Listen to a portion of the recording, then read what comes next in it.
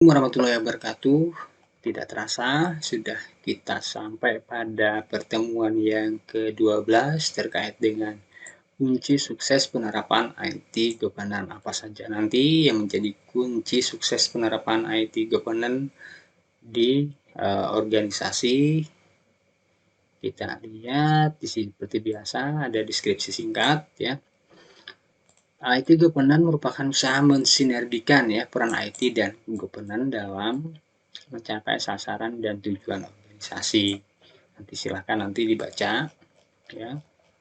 Kemudian ada manfaatnya, manfaat dari mempelajari materi ini, kemudian juga ada kemampuan akhir yang diharapkan, ada indikator penilaiannya. Kemudian juga kita masuk kepada materi terkait dengan efektivitas IT governance ya. Nah, ada beberapa pilar-pilar kritis yang mempengaruhi efektivitas IT governance yang harus menjadi perhatian oleh perusahaan ataupun juga organisasi. Itu terkait dengan kepemimpinan jelas ya. Kemudian itu terkait dengan tugas dan tanggung jawab, kemudian juga penjelasan dan interpretasi perjanjian atau kontrak, kemudian juga pemimpin yang termodifikasi dengan agen perubahan. Nah, apalagi sekarang udah memasuki era transformasi digital seperti itu ya. Jadi semua perusahaan sudah semestinya harus bisa bertransformasi seperti itu.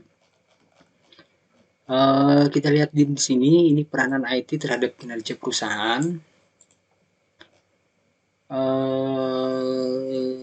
Di sini ada beberapa poin ya yang bisa menjadi kunci dalam suksesnya penerapan IT di perusahaan itu terkait dengan menyelaraskan investasi IT, kemudian juga ini mengelola dan mengevaluasi, kemudian juga ada membuat prioritas ya. Kemudian ada mengelola itilasi pertanggungjawaban sumber daya manusia ataupun juga sumber daya yang lain dan juga aset. Kemudian ada menjamin penyediaan dan penyelesaian IT, kemudian juga membuat menetapkan menjelaskan keadaan yang diminta, kemudian juga ada mengelola risiko, tantangan dan kemungkinan secara proaktif, memperbaiki kinerja organisasi IT, kemudian juga memperbaiki pelayanan dan mau mendengarkan pelanggan secara keseluruhan. Artinya kalau misalkan ada komplain ya harus ditindaklanjuti seperti itu. Jangan sampai tidak ada ketika ada komplain dari pengguna gitu kan ataupun juga dari user gitu kan itu tidak dihiraukan. Kemudian ini terkait juga blueprint, ini sangat penting sekali ya karena ini menjadi acuan-acuan dalam pengembangan bisnis kerangka bisnis gitu kan terkait dengan blueprint ini. Kemudian terkait dengan blueprint ini ada beberapa keuntungan ya ketika kita menggunakan blueprint ini.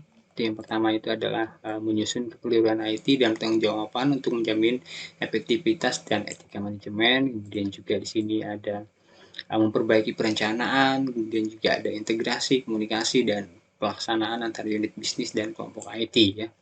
Kemudian juga meningkatkan ROI-nya, kemudian juga ada meningkatkan hal-hal yang menghasilkan keuntungan secara menyeluruh gitu ya.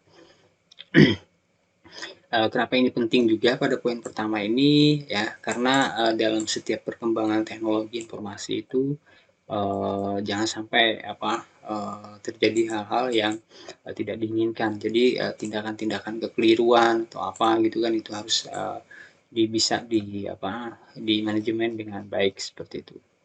Kemudian ada menetapkan pilihan, mengoptimalkan aset dan sumber daya manusia, kemudian juga memajukan dan mematangkan pencapaian efektivitas organisasi, memudahkan pemenuhan permohonan dan audit seperti itu. Kemudian juga ada rangkuman, silahkan dibaca dan pahami.